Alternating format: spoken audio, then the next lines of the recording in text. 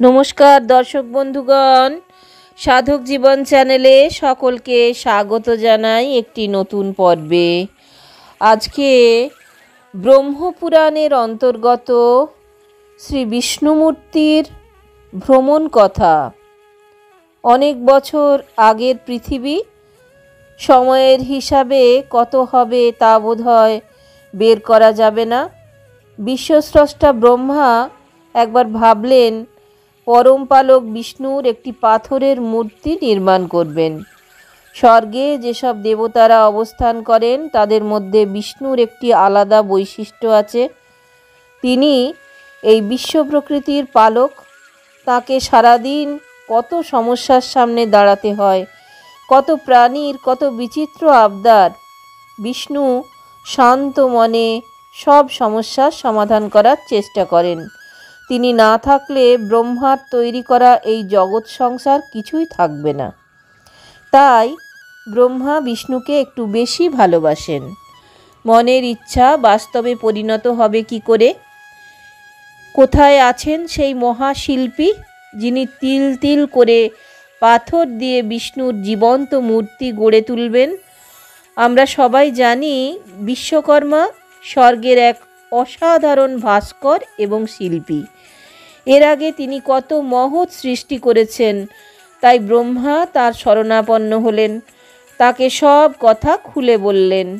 ব্রহ্মার একান্ত ইচ্ছে বিশ্বকর্মা বিষ্ণুর এমন একটি মূর্তি তৈরি করবেন যা দেখে জীবন্ত বলে মনে হবে সেই মূর্তি বুঝি যে কোনো মুহূর্তে কথা বলে উঠবে। বিশ্বকর্মা এই আদেশ শিরোধার্য করে কাজে লেগে গেলেন। দিনের পর দিন কেটে গেল। বিশ্বকর্মার চোখে ঘুম নেই, এমনকি আহার গ্রহণ করতেও ভুলে গেছেন তিনি। যে কোনো কাজে সফলতা অর্জন করতে গেলে এমনই কর্তব্যবোধ এবং নিষ্ঠা থাকা দরকার।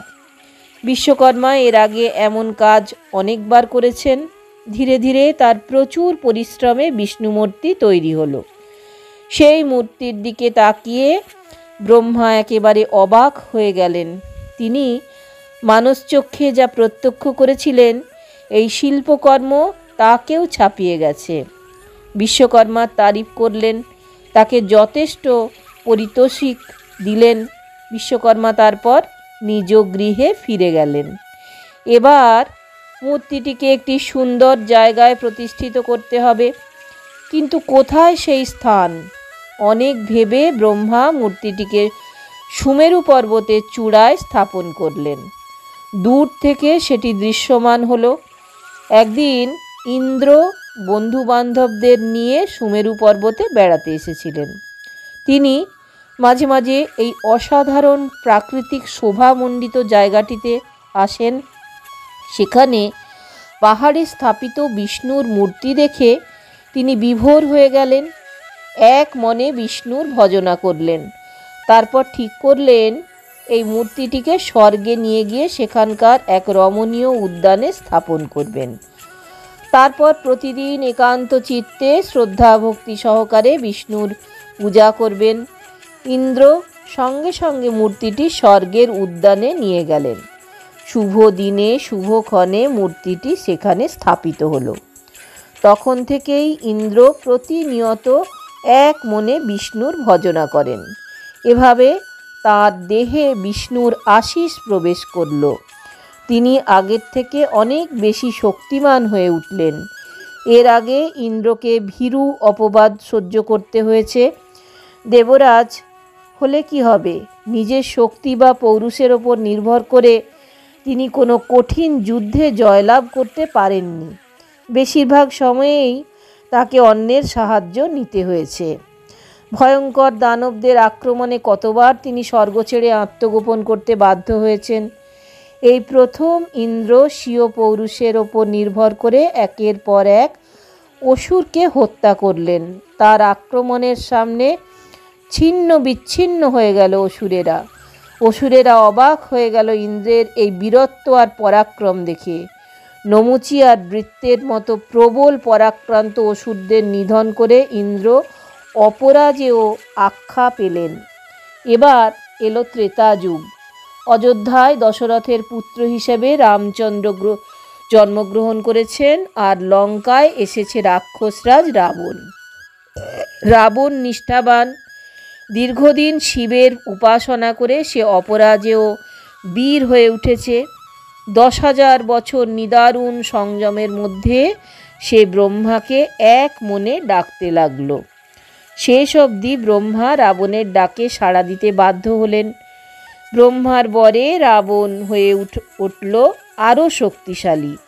ধনপতি কুবেরকে হারিয়ে দিয়ে তার পুষ্পক রথ ছিনিয়ে নিল। তারপর স্বর্গ আক্রমণ করল রাবণের ছেলে মেঘনাদ। মেঘের আড়াল থেকে যুদ্ধ করত বলে তার এই নামকরণ হয়েছিল।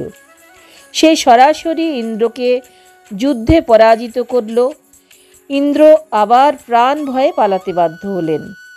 রাবণ তার প্রাসাদ অমরাবতীতে ঢুকে সেই বিষ্ণুমূর্তি দেখে মুগ্ধ হল। রাবণের একান্ত ইচ্ছে এই মূর্তিটি তুলে নিয়ে লঙ্কায় স্থাপন করবে। তার কথা মতো অনুচররা মূর্তিটি নিয়ে লঙ্কায় চলে গেল। রাবণের ভাই বিভীষণ এক ধর্মপ্রাণ মানুষ। তার দুর্ভাগ্য, তিনি দানব বংশে জন্মগ্রহণ করেছেন। রাবণের ইচ্ছায় বিভীষণ মূর্তি পুজো করতে শুরু করলেন। অনেক দিন বাদে রাবণ যুদ্ধজয়ী বীরের বেশে লঙ্কাপুরীতে ফিরে এলো। বেজে উঠল শঙ্খধ্বনি। পুরনারীরা এসে তাকে অভ্যর্থনা জানালো। রাবণের সঙ্গে বিভীষণের দেখা হলো। বিভীষণ বললেন, দাদা, এই মূর্তিটি আমার খুবই পছন্দ হয়েছে। আমি এর আরাধনা করছি, তোমার আপত্তি নেই তো? এই কথা শুনে রাবণ বলল, আমি শিবের পুজো করতে ভালোবাসি, ওই মূর্তি আমার কি দরকার? তুই যদি বিষ্ণুর আরাধনা করতে চাস, আমি আপত্তি করব কেন? বিভীষণ মনের খুশিতে মূর্তিটিকে একটি সুন্দর জায়গায় নিয়ে গিয়ে প্রতিষ্ঠা করলেন। 108 বছর ধরে গভীর শ্রদ্ধা ভক্তি সহকারে বিষ্ণুর পুজো করে তিনি অমরত্ব লাভ করেছিলেন। রাবণ তখন আগের থেকে আরও বেশি অত্যাচারী হয়ে উঠেছেন। ঈশ্বরের অপার অনুগ্রহ লাভ করেছে সে। কোনো দেশ আর জয় করতে বাকি রাখবে না, এমনই প্রতিজ্ঞা করেছে। যে দেশ জয় করত সেখানকার সাধারণ মানুষদের নির্বিচারে হত্যা করত, এমনকি কুমারী কন্যাদের পর্যন্ত বাদ দিত না। সুন্দরী শালঙ্কারা স্ত্রীদের নিজের গৃহে নিয়ে এসে আসত। এইভাবে রাবণ তখন দুঃশাসনের এক প্রতীক হয়ে উঠেছে। রাবণ গেল রামচন্দ্রের স্ত্রী সীতাকে হরণ করতে। জোর করে তাকে চুরি করে নিয়ে এসে অশোক বনে আটকে রাখল। তার ওপর মানসিক অত্যাচার চালালো। রামচন্দ্র এসে যুদ্ধে রাবণকে নিহত করে সীতাকে উদ্ধার করলেন। পুষ্পক রথে চেপে পৌঁছে গেলেন অযোধ্যাতে। বিভীষণ এই লড়াইতে রাবণের পক্ষ সমর্থন করেননি।